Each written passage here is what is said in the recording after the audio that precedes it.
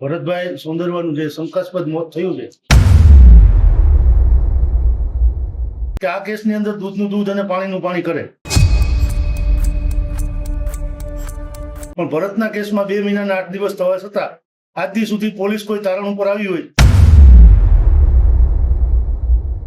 1/6 સુધીમાં જો કાર્યવાહી નહીં થાય તો આવતી 1/6 થી ગાંધી ચિંધ્યા રાહે અમે અનુસૂચિત જાતિ સમાજના આગેવાનો અને પીડિત પરિવાર રેન્જ આઈજી સાહેબ જૂનાગઢની કચેરી સામે પ્રતિક ઉપવાસ આંદોલન કરશું। હજુ સુધી તમે અમારી ચેનલને સબસ્ક્રાઇબ નથી કરી તો અત્યારે જ ન્યૂઝરૂમ ગુજરાતને સબસ્ક્રાઇબ કરો, ફેસબુક અને ઇન્સ્ટાગ્રામ પર ફોલો કરો।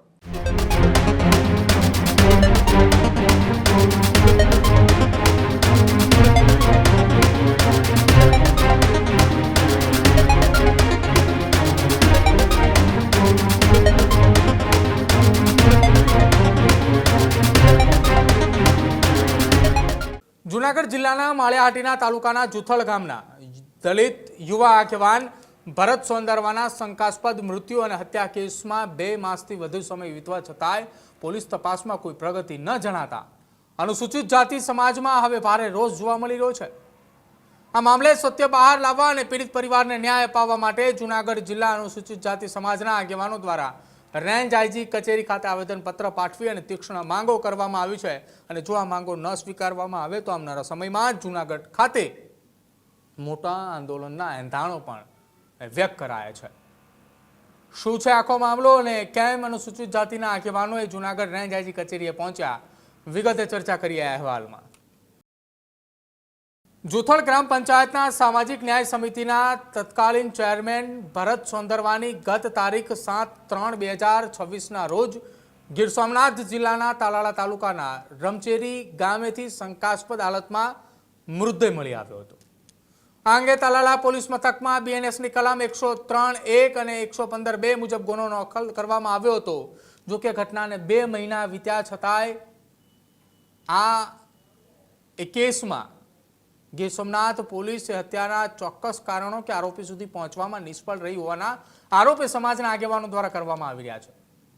આવેદનપત્રમાં સમાજના આગેવાનોએ ગંભીર આક્ષેપ કરતા જણાવ્યું છે કે સામાન્ય બાબતોમાં પોલીસ તત્કાલ પ્રેસ કોન્ફરન્સ કરી અને વિગતો જાહેર કરતી હોય છે, પરંતુ આ હાઈ પ્રોફાઇલ હત્યા કેસમાં પોલીસે મીડિયા સમક્ષ આવતા કેમ ખચકાય છે? પોલીસની આ શંકાસ્પદ ભૂમિકાના પગલે સમગ્ર પ્રકરણમાં દબાવવાના પ્રયાસો થઈ રહ્યા હોવાની ભીતિ એ સેવાઈ રહી હોવાની વાત અત્યારે જૂનાગઢમાં ચર્ચાઈ રહી છે। ન્યાયના હિતમાં હવે બીએનએસની કલમ 196 મુજબ એક્ઝિક્યુટિવ મેજિસ્ટ્રેટની ઉપસ્થિતિમાં મૃતદેહને બહાર કાઢી જામનગરની સર જીજી હોસ્પિટલ ખાતે ફોરેન્સિક પેનલ દ્વારા વિડીયોગ્રાફી સાથે રીપીએમ કરવાની માંગ ઉઠવામાં આવી છે। જ્યારે જૂનાગઢ અનુસૂચિત જાતિ સમાજના પ્રમુખ દેવદાન મુછડિયાએ આ આખી ગંભીર મામલે ગીર સોમનાથ પોલીસની તપાસમાં કોઈ જ સંતોષકારક પરિણામ જોવા ન મળ્યા હોવાના આરોપ પણ લગાવ્યા છે। રેન્જ આઈજી સાહેબને રૂબરૂ મુલાકાત કરી આ કેસની તપાસ સ્પેશિયલ ઇન્વેસ્ટિગેશન ટીમ એસઆઈટીની સમક્ષ મૂકવામાં આવે, એસઆઈટીની રચના થાય અથવા તો સીઆઈડીને સોંપવામાં આવે તેવી માંગ દેવદાન મુછડિયાએ કરી છે। જો તંત્ર દ્વારા રીપીએમની માંગણી સ્વીકારવામાં નહીં આવે તો સમાજના આગેવાનો અને પીડિત પરિવારે પોતે કાયદાકીય લડત આપીને સત્ય શોધવા માટે મજબૂર બનશે તેવો હુંકાર પણ દેવદાન મુછડિયાએ કર્યો હતો। શું કહ્યું દેવદાન મુછડિયાએ અને કેમ અલ્ટિમેટમ આપ્યું, સાંભળો તેમના નિવેદનમાં। સમસ્ત અનુસૂચિત જાતિ સમાજ વતી ગઈ તારીખ 7/3ના રોજ માળિયા તાલુકાના જુથલ ગામના દલિત સમાજના યુવા આગેવાન અને જુથલ ગ્રામ પંચાયતના સામાજિક ન્યાય સમિતિના ચેરમેન ભરતભાઈ સોંદરવાનું જે શંકાસ્પદ મોત થયું છે અને એમની હત્યા કરવામાં આવી છે એ બાબતે છેલ્લા 2 મહિનાના 8 દિવસથી ગીર સોમનાથ પોલીસ તપાસ કરી રહી છે, પણ આજ સુધી તપાસમાં કોઈ કારણ સુધી પહોંચી નથી। એના અનુસંધાને આજે અમે ભરતભાઈનું રીપીએમ થાય અને આખું ઇન્વેસ્ટિગેશન ઓપન થાય અને ઇન્વેસ્ટિગેશન થાય એની માગણી સાથે આજે જૂનાગઢ રેન્જના આઈજી સાહેબને રૂબરૂ મળવા માટે આવ્યા છીએ। સાહેબના પ્રતિનિધિ તરીકે રિટાયર્ડ સાહેબે અમારું આવેદન સ્વીકાર્યું છે અને આઈજી સાહેબ સુધી અમારી વાત પહોંચાડશે। અમારી પોલીસને અમારું નિવેદન છે અને વિનંતી પણ છે કે આ કેસની અંદર દૂધનું દૂધ અને પાણીનું પાણી કરે।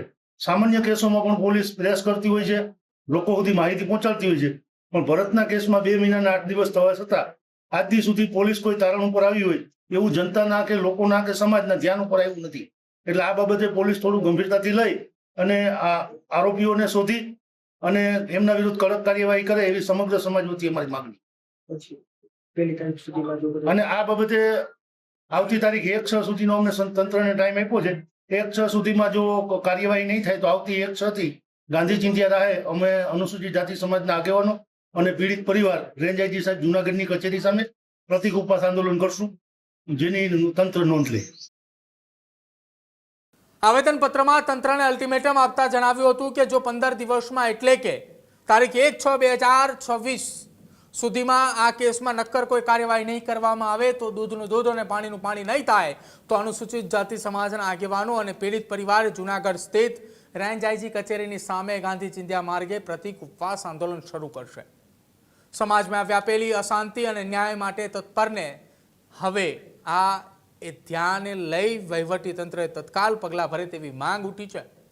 જોકે આવેદનની પત્રએ રાજ્યપાલ, મુખ્યમંત્રી અને માનવ અધિકાર આયોગ સહિત ઉચ્ચ સ્તરે મોકલવામાં આવી છે અને આખા આ મામલે ફરી એકવાર ચર્ચાઓ શરૂ થઈ છે કે 2 મહિના અને 8 દિવસ પહેલા થયેલા હત્યાના કેસમાં કેમ હજુ સુધી પોલીસના હાથે કોઈ આરોપી નથી લાગ્યા, કેમ હજી સુધી આ કેસમાં પોલીસ એ તપાસની અંદર રસ ન લેતા હોવાના ગંભીર આરોપો લાગી રહ્યા છે. એવું તો શું થયું હતું ભરત સોંદરવા હત્યા કેસની અંદર કે પોલીસ આ કેસમાં પૂરતું ધ્યાન ન આપતી હોવાના આરોપે પોલીસ ઉપર વારંવાર લાગી રહ્યા છે. શું છે આ કેસ અને કેમ વારંવાર આ મુદ્દે ચર્ચાઓ શરૂ થઈ છે તેને લઈને હવે આવનારા સમયમાં જ્યારે આ 15 દિવસ દરમિયાન આ હિલચાલ જોવા મળે છે કે પછી 15 દિવસ બાદ ઉગ્ર આંદોલનની ચીમકી જે ઉચ્ચારી છે તે પ્રમાણે જૂનાગઢની અંદર આંદોલનના સૂર ઉઠે છે. જોવાનું રહેશે આવનારા સમયની અંદર અનુસૂચિત જાતિ સમાજના આગેવાનોએ શું કંઈ નિર્ણય લે છે. હજુ સુધી તમે અમારી ચેનલને સબસ્ક્રાઇબ નથી કરી તો અત્યારે જ ન્યૂઝરૂમ ગુજરાતને સબસ્ક્રાઇબ કરો, ફેસબુક અને ઇન્સ્ટાગ્રામ પર ફોલો કરો.